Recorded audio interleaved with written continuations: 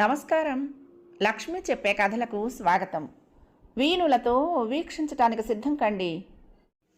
ప్రియ సఖులు, ఇప్పుడు మనం ప్రముఖ రచయిత్రి శ్రీమతి ఉన్నవ విజయలక్ష్మి గారు రచించిన ఆచరణలో అభ్యుదయం ధారావాహిక నుండి 13వ భాగం వినేద్దామండి. పెళ్ళైన నాటి నుండి వసంత భర్త ప్రవర్తన గమనిస్తూనే ఉంది. ఎందుకు అందుకు చిరాకు పడటం, ఎప్పుడూ చిర్రుబుర్రులాడటం, మాటకు ముందు సందర్భం ఉన్నా లేకపోయినా వ్యంగ్యాలు వెటకారాలు విసరటం అతనికి పరిపాటి. కొన్నాళ్ళకు కాకపోతే కొన్నాళ్ళకైనా అతను మారకపోతాడా అని వసంత ఆశించింది. కానీ అతని ప్రవర్తన అంతకంతకు భరింపశక్యంగానిదిగా తయారైందే తప్ప అతనిలో తను ఎదురు చూసిన మార్పు మాత్రం రాలేదు. క్రమంగా అతని చిరాకును వెటకారాలను అర్థం చేసుకోగలిగింది వసంత. ఆమె ఆఫీసులో 10 మంది మగవాళ్ల మధ్య కూర్చుని పనిచేస్తుంది అన్న విషయం అతనికి చాలా కంటగింపుగా తయారైంది. అలా రోజుల తరబడి గంటల తరబడి ఒక్క దగ్గర ఉండి పనిచేస్తున్నంతసేపు ఆ మగవాళ్ళు ఆడవాళ్లను కొరుక్కు తినేసేలా చూస్తుంటారట. అలా అలా పరిచయాలు స్నేహాలు పెంచుకుని మొగుడిని వదిలేసి వాడది, పెళ్ళాన్ని వదిలేసి మరొక మగాడు మళ్ళీ పెళ్లి చేసుకున్న సందర్భాలు కూడా తనకు తెలుసుట.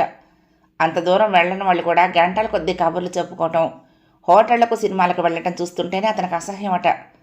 అతను ప్రత్యేకంగా తన పేరెత్తి చెప్పకపోయినా అతని ఉద్దేశం అభిప్రాయాలు అర్థం చేసుకున్న వసంత ఉద్యోగం మానేస్తానంది. మూర్తికి పచ్చి వెలక్కాయ గొంతులో పడినట్లయింది. ఆఫీసులో వసంత చేత చేయించిన అప్పులో ఇంకా సగం కూడా తీరలేదు. ఇప్పుడు ఉద్యోగం మానేస్తానంటే ఉన్న పళంగా అదంతా ఎక్కడి నుంచైనా తెచ్చి వాళ్ళకి ఇవ్వాలి. చేసిన అప్పు కూడా తీర్చాలి. తన ఒక్కడి సంపాదనతో ఇల్లు గడవటం, ఈ అప్పులన్నీ తీరడం సాధ్యం కాదు. అందుచేత వసంత చేత ఉద్యోగం చేయించడం తప్పనిసరి. మరొక ఉద్యోగం అంటే ఏ ఆడపిల్లల స్కూల్లోనో పంతులమ్మ పని లాంటిది దొరికితే దీనికి రాజీనామా ఇప్పించేసి అందులో చేర్పించాలని అతని ఉద్దేశం.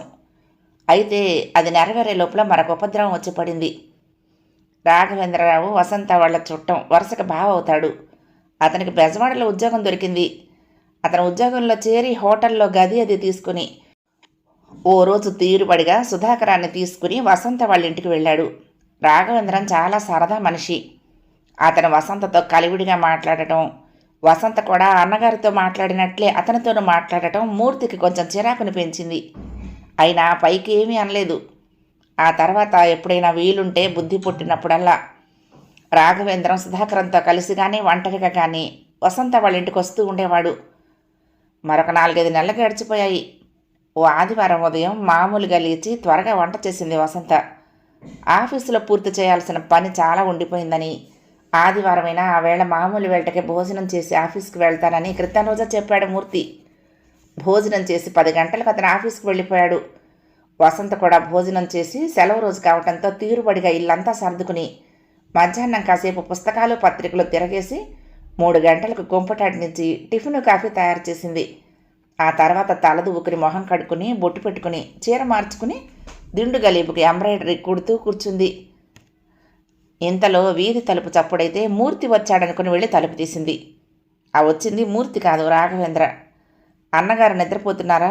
మీ దంపతుల దగ్గర సెలవు తీసుకుని వెళ్దామని వచ్చాను. నాకు మెడ్రాసులో మరొక మంచి ఉద్యోగం వచ్చింది.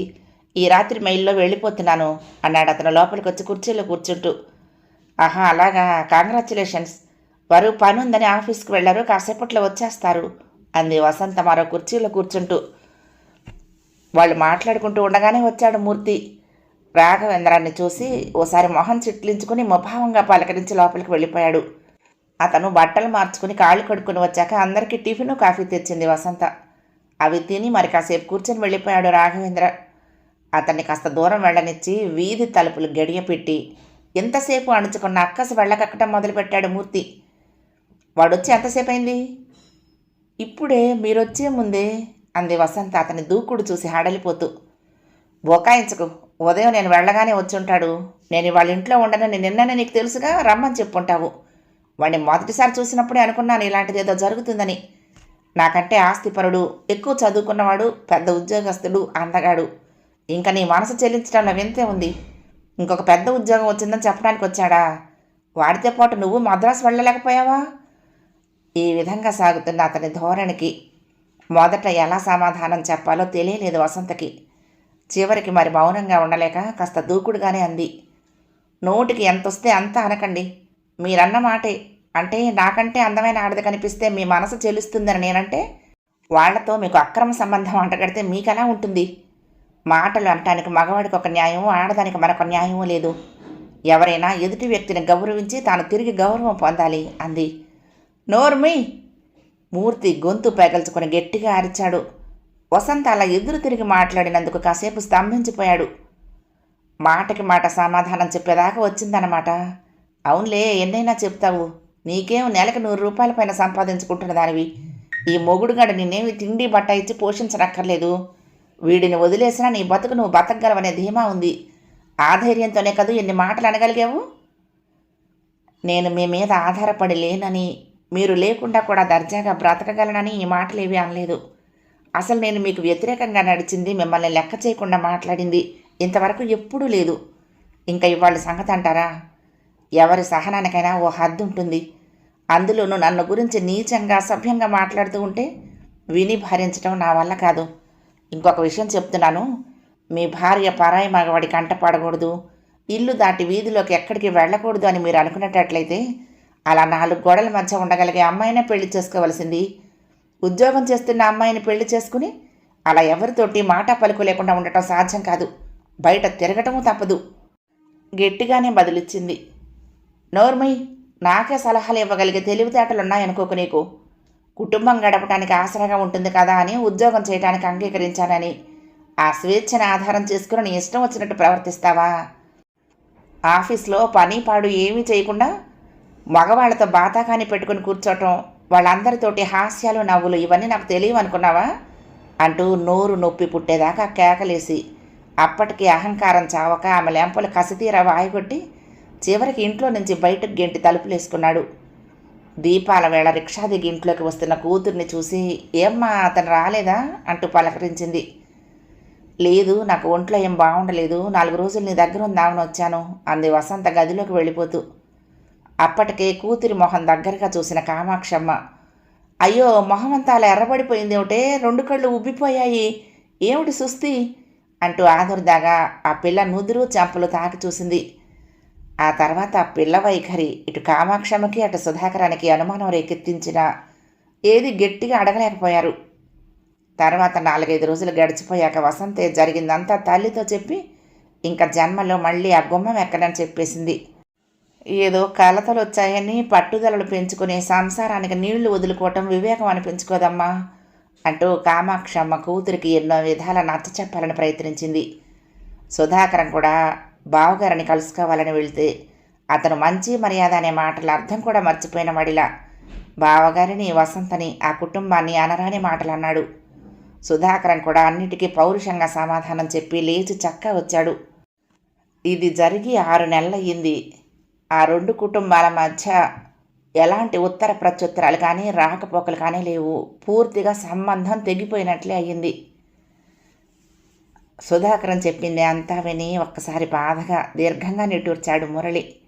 అతనేదో అనుభూతి ఉంటే వసంత వచ్చి భోజనాలకు పిలవటంతో ఇద్దరూ లేచి వెళ్లారు. ఏమిటో బాబు, మమ్మల్ని అందరినీ చూద్దామని అభిమానంగా వచ్చావు. రాక రాక వచ్చిన నీకు పచ్చడి మెతుకులు పెడుతున్నట్లే ఉంది నా వంట. ఏ పాటు తప్పినా సాపాటు తప్పదు అన్నట్టు విధి లేక చేస్తున్నానే కానీ అసలు ఏ పని మీద దృష్టి ఉండటం లేదు. పిల్లని చూస్తుంటే కడుపు తరుక్కుపోతుంది అంటూ మళ్ళీ ఆ గాథనంతా చెప్పుకొచ్చింది. ఆ గొడవతో ఇంట్లో వాళ్ళ బుర్రలన్నీ పాడైపోయాయి. ఇక చుట్టం చూపుగా వచ్చిన మురళి అన్నయ్య మతి కూడా పోగొట్టి పంపించండి, విసుగ్గాను విరక్తిగాను అంటూ అక్కడి నుంచి వెళ్ళిపోయింది వసంత. అందరితోటి పైకి 10 సార్లు చెప్పుకోదు కానీ అతను దాన్ని ఎంతగానో హింసించి అవమానించి ఉంటాడు. లేకపోతే ఇంతగా పంతగించుకోదు అన్నాడు సుధాకరం. ఇంకా ఉద్యోగం చేస్తోందా? మురళి ఏదో ఒకటి అడగాలి కదా అనుకున్నట్టు అడిగాడు. చేస్తోంది. అది లేకపోతే అసలు కాలక్షేపం కూడా కాక మరీ వెర్రెత్తిపోయేది. సరే, ఏదో కాలక్షేపం అయిపోతుంది కదా అని ఇలాగే మూడులా జీవితమంతా గడపమనటం న్యాయం కాదు. దానికి పట్టుమని 25 ఏళ్ళు కూడా లేవు.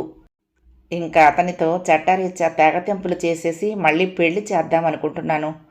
ఏవేవో లేనిపోని అనుమానాలు పెట్టుకుని ఒక అమాయకురాలి జీవితాన్ని నాశనం చేసే హక్కు తనకు లేదు అని అతన్నే అనుభవపూర్వకంగా తెలుసుకొని నిజంగా మన ప్రభుత్వం ఈ విడాకుల చట్టాన్ని ప్రవేశపెట్టి వసంత లాంటి వారికి ఎంత ఉపకారం చేసిందనుకో. భర్త సరిగ్గా చూసినా చూడకపోయినా, ఎన్ని విధాల అవమానించినా చచ్చినట్టు నోరు మూసుకుని వాడి దగ్గర పడి ఉండే కర్మేమీ లేదు. విడాకులు ఇచ్చేసి హాయిగా తనకు నచ్చిన మరొకరిని పెళ్లి చేసుకుని సుఖంగా బతకొచ్చు అన్నాడు సుధాకరం. అవునరా, నిజమే. ఇవాళ రేపు వెళ్ళి ఓ మంచి లాయర్ని సంప్రదించి రావాలనుకుంటున్నాను. నువ్వు 4 రోజులు ఉంటావుగా? 4 రోజుల ఈసారి వీలు కాదు. పని మీద మద్రాసు వచ్చి అక్కడి నుంచి కలకత్తా వెళ్దామని బయలుదేరాను. మధ్యలో బెజవాడ స్టేషన్ చూడగానే మీరు గుర్తొచ్చారు. సరే, టిక్కెట్ పనికొస్తుంది కదా అని దిగిపోయాను. రేపు తప్పితే ఎల్లుండి వెళ్ళిపోతాను అన్నాడు. సరే, ఈసారి ఎప్పుడైనా వదిన గారిని తీసుకురా.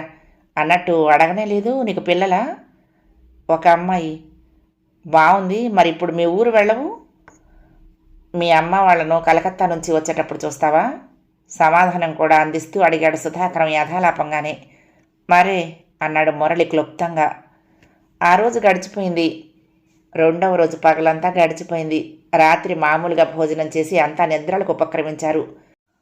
ప్రొద్దుటే మెయిల్కి మురళి ప్రయాణం పెట్టుకున్నాడు. గాఢ నిద్రలో ఉన్న మురళికి ఒక్కసారిగా పెద్దగా ఏడుపులు వినిపించి త్రుళ్ళిపడి లేచాడు. హఠాత్తుగా లేవటం వల్ల అతనికి ఒక్క క్షణం తను ఎక్కడ ఉన్నది, ఎందుకు లేచింది ఏమీ గుర్తు రాలేదు. ఇంతలో మళ్ళీ ఏడుపు. అందులో కామాక్షమ్మ గారు గొంతు గుర్తు తెలియటంతో ఒక్కసారిగా మత్తు విడిపోయింది. సుధాకరం అని పిలుస్తూ పెరటి వైపుకు పరుగులాంటి నడకతో వచ్చాడు. పెరటి వరండా మీద దృశ్యం దూరం నుంచి చూస్తూనే అతను కొయ్యబారిపోయాడు. ఒక్క క్షణం. కామాక్షమ్మ గారు వసంత తలను అలా ఒళ్ళో పెట్టుకుని ఏడుస్తుంది. అసలేం జరిగింది? తెల్లవారగట్ల తన ప్రయాణం వేళటకి కాఫీ పలహారాలు చేయాలని చీకటితో లేచి పెరట్లోకి వచ్చేసరికి ఏ పురుగైనా ముట్టుకోలేదు కదా?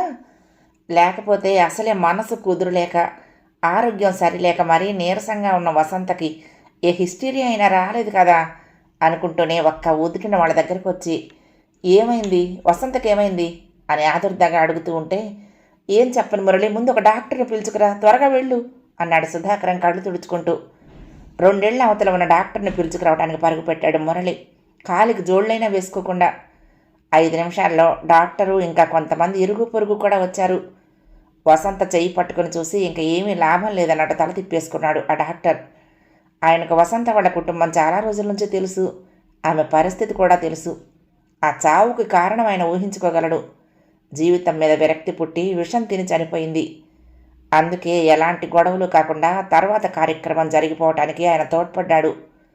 శ్మశానం నుంచి తిరిగి వచ్చిన తర్వాత కూడా ఈ జరిగిందంతా కళ నిజమా అనే ఊహ మురళికి మధ్య మధ్య రావటం మానలేదు. నిన్న రాత్రి కూడా తనతో మాట్లాడిన వసంత ఇవాళ ఇప్పుడు ఈ లోకంలోనే లేదు అనుకోవటం అతనికి నమ్మశక్యం కానట్టే ఉంది. ఆ ఇంట్లో ఎవరిని ఓదార్చాలన్నా అతనికి నోరు పెగలటం లేదు. హృదయ విదారకంగా వినవస్తున్న కామాక్షమ్మ గారి రోదన ధ్వనితో ఆ ఇంట్లో ప్రతి అంగుళం ప్రతిధ్వనిస్తోంది. ఆ తల్లి కడుపు సగం చూసేవాళ్ల కడుపులు తరుక్కుపోయేలా చేస్తుంది. సుధాకరం, సుగుణ మోకాళ్ల మీద తాళానించుకుని కూర్చుని గుండెలు కుమిలిపోయేలా ఏడుస్తున్నారు. మెల్లగా సాయంత్రమైంది. పరిసరాల మీద ధ్యాస అనేది లేకుండా కేవలం శూన్యంలోకి చూస్తున్నట్లు అలా ఎటో దూరంగా చూస్తూ కూర్చున్న మురళి తన భుజం మీద ఎవరితో చెయ్యి పడినట్లయి త్రుళ్ళిపడి ఇటు తిరిగాడు. ఎదురుగా సుధాకరం. ఈ ఉత్తరం చూడు మురళి, వసు రాసి బల్ల మీద పెట్టింది అని ఆ పైన మరి చెప్పలేక దుఃఖాన్ని ఆపుకోలేక కాగితాలు మురళి చేతుల్లో పెట్టి తన దోసిట్లో ముఖం దాచుకున్నాడు సుధాకరం. ఇంత పెద్ద ఉత్తరంలో ఏం రాసింది, ఎప్పుడు కూర్చుని రాసింది అనుకుంటూనే మడతలు విప్పి చదవటానికి ఉపక్రమించాడు మురళి.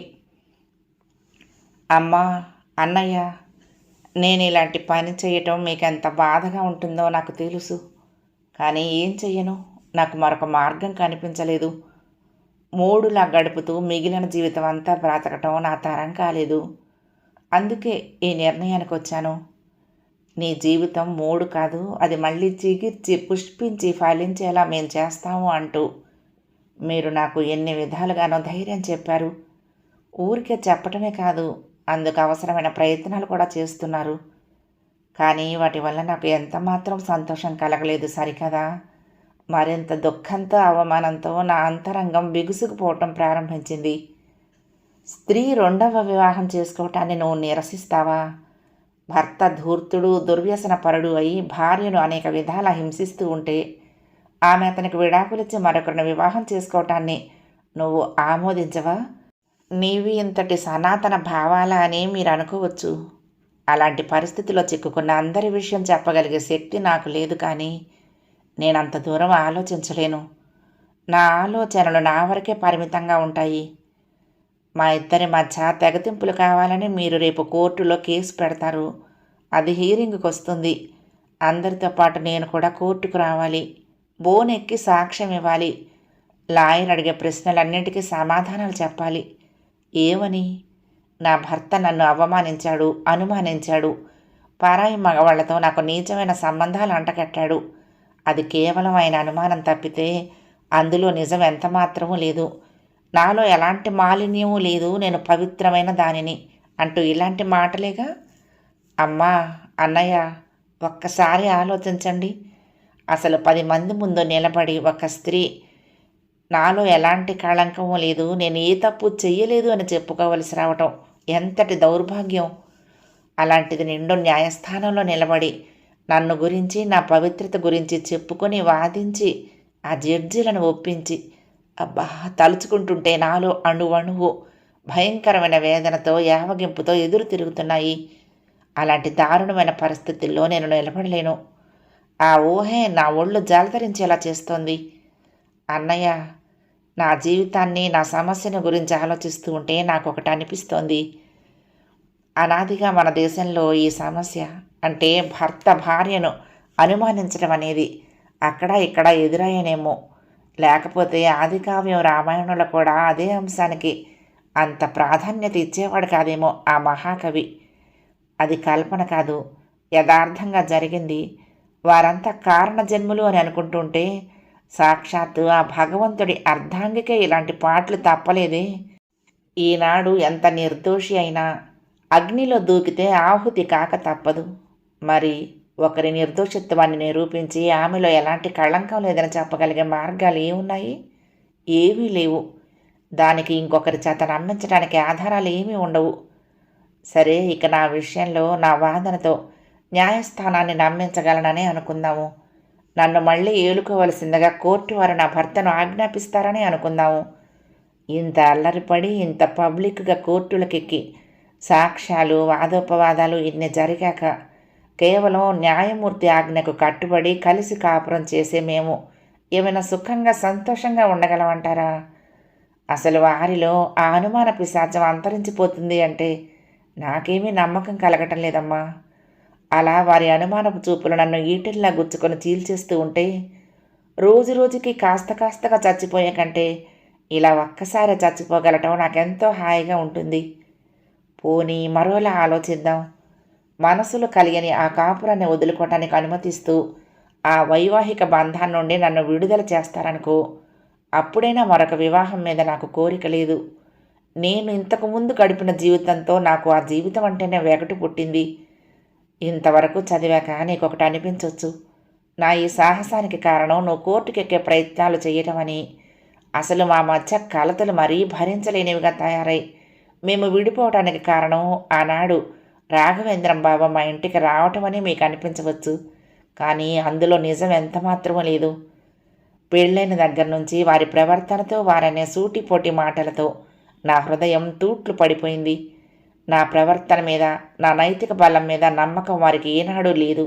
ఏనాడైనా నేనేదైనా ప్రలోభానికైనా గురవుతానేమోననే భయంతో నా చుట్టూ కోటగోడ లాంటి పరిస్థితులు కల్పించాలని వారు ప్రయత్నిస్తున్నారని తెలుసుకున్నప్పుడు నా ఆత్మ ఎంతగా కన్నీళ్లు ఓడ్చిందో మీకు మాటల్లో చెప్పగలిగే శక్తి లేదు. క్రమంగా ఆత్మ శిథిలమైపోయింది. ఇన్నాళ్ళు మిగిలింది ఒట్టి కట్టె మాత్రమే. ఇలాంటి పని చేయాలని ఎన్నడూ అనిపించినా ఆ రోజుల్లో వారు పెట్టిన బాధల్ని సహిస్తూ, ఆ తర్వాత ఎన్నాళ్ళు అందరూ అనే అన్ని రకాల మాటలు వింటూ ఇలా ఎందుకు బ్రతుకున్నానో నాకు తెలియటం లేదు. ఇక నాలో ఆ శక్తి పూర్తిగా నశించిపోయింది. నా ఆలోచనలను ఆచరణలో పెట్టగలిగే తెగువ వచ్చింది. నేను వెళ్ళిపోతున్నాను. అన్నయ్య, పుట్టి పెరిగిన ఇద్దరిలో ఒకదాన్ని ఇలా మధ్యలో వెళ్ళిపోవటం ఆ లోటు నీకు తీరని బాధ కలిగిస్తుందని నాకు తెలుసు. ఇంకా అమ్మ సంగతి? ఈ వయసులో ఆవిడకు కలిగే ఈ కడుపు సొక్కాన్ని భరించే శక్తి అమ్మకు ఉంటుందో లేదో కూడా నేను ఊహించలేకపోతున్నాను.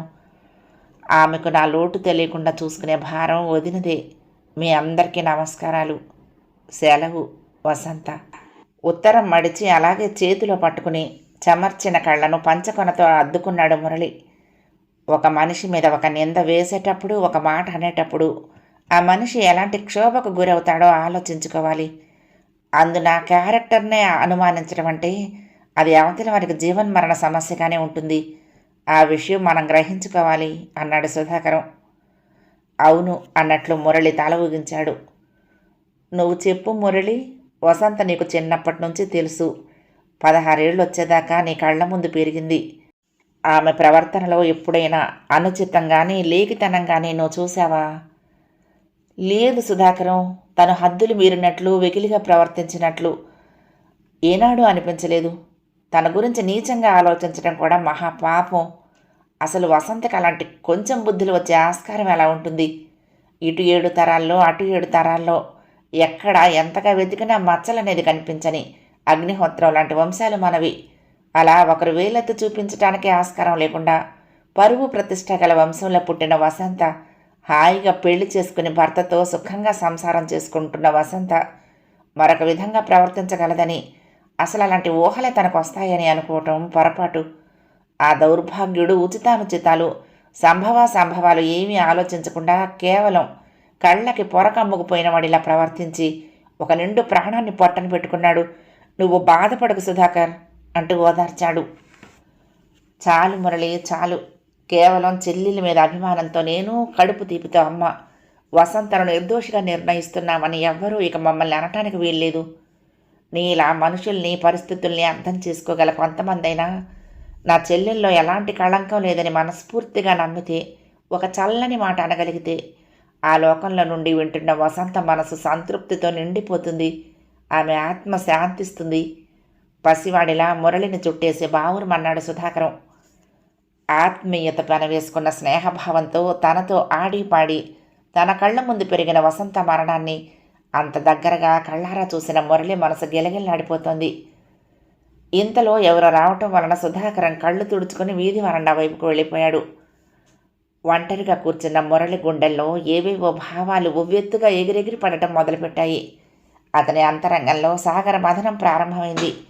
హాలాహలం లాంటి ఆలోచనలు తలెత్తి ఆ సలసలా మరుగుతున్న కాలపుట విషయం తన చుట్టూ వలయాలుగా తిరుగుతూ తనలో అణువణువు భగభగ మండి మసైపోతున్న అనుభూతి కలిగింది. మళ్ళీ అంతలోనే ఏవో దివ్యలోకాల నుంచి మెల్లిగా మృదువుగా వీస్తున్న చల్లటి పిల్లగాలికి అతని ఎద సేద తీరినట్లు, మనిషిని చిరంజీవిని చేసే పీయూషంతో, చనిపోయిన వ్యక్తిని సైతం బ్రతికించగలిగే అమృతంతో అతని అంతరంగం నిండిపోయినట్లు అతి మెత్తని భావాలు తలెత్తేవి. ఒక వ్యక్తి నిర్దోషత్వాన్ని, నిష్కళంకాన్ని నిరూపించే మార్గాలు ఏమున్నాయి? ఏమీ లేవు. దానికి మనసు ఒకటే సాక్షి. ఎదుటి మనిషి మనసును నమ్మగలిగే మంచతనం మనలో ఉండాలి కదా అన్నయ్య అని వసంత ఎదురుగా నిలబడి అడుగుతున్నట్లు అనిపించింది. ఉలిక్కి పడ్డట్లైన మురళి, నిజం వసు, నిజం. చిన్నదానివైనా చక్కగా చెప్పావు అనుకున్నాడు. అయినా కట్టుకున్న భార్య నడవడిని, మాటల్ని నమ్మలేక అడుగడుగున అపోహలతో ఆమెను చిత్రహింసకు గురిచేసే మగవాళ్ళు ఉంటే ఇంకా స్త్రీకి ఆత్మహత్య వినా గత్యంతరమేముంది? వసంత ఎదురుగా నిలబడి తన కళ్ళల్లోకి చూస్తూ అడుగుతున్నట్లు అనిపించింది. అలా నీరు నిండిన కళ్ళతో పరధ్యానంగా ఎటో చూస్తున్న అతనికి అంతలోనే వసంత రూపం మాయమైపోయి ఆ స్థానంలో మరెవరో వచ్చి నిలబడినట్లయింది. మొదట తన కళ్ళకి మసకగా లీలగా సాక్షాత్కరించిన ఆ రూపం చూస్తూ ఉండగానే కళ్యాణిగా రూపం దాల్చింది. ఏమండి, మరి ఇంచుమించు వసంతకు ఎదురైన లాంటి సమస్యలు, సంఘటనలే నాకు ఎదురయ్యాయి. అయినా మీరు నన్ను శంకించారు. ఎదుటి మనిషి పరిస్థితుల్ని అర్థం చేసుకోగలిగే సంస్కారం, సహృదయత మీలో ఉన్నాయని విర్రవీగే మీరు నా విషయంలో ఎందుకు ఇలా ప్రవర్తించారు అని కళ్యాణి సంజయ్షి అడుగుతున్నట్లుగా అనిపించింది. వెంటనే ఏదో చెప్పాలనుకున్నాడు, కానీ ఏం చెప్పాలో తెలియనట్లు అసలు గొంతు విప్పటానికి వీల్లేకుండా ఎవరో తన మెడ 2 చేతులతోటి పట్టుకుని గట్టిగా నొక్కేస్తున్నట్లు గిలగిల్లాడిపోయాడు. సమాధానం నేను చెప్తాను వినండి. కళ్యాణి గొంతు మళ్ళీ కంగుమంది. ఇటు 7 తరాల్లో అటు 7 తరాల్లో ఎక్కడ వెతికినా మచ్చ అనేదే కనిపించని వంశాలు మీవి. ఆ వంశాల్లో పుట్టిన ప్రతి వ్యక్తి ఏ మాలిన్యము లేని అగ్నిహోత్రంలా వెలిగిపోతాడు. ఆ నమ్మకం, ఆ ధైర్యం, ఆ గర్వం మీరు వెన్ను విరుచుకుని తిరిగేలా చేస్తున్నాయి. కానీ నాకే ఉంది, నేను బురదలో పుట్టాను, పాపంలో పుట్టాను. నా అక్క, అమ్మ, అమ్మమ్మ వీళ్లే కాదు, ఇంకా ఇంకా అలా వెనక్కి వెళ్ళిన కొద్దీ మా వంశం అంతా తరతరాలుగా ఈ మురికిని ఒంటికి పులుముకుని తిరుగుతున్న వాళ్ళే.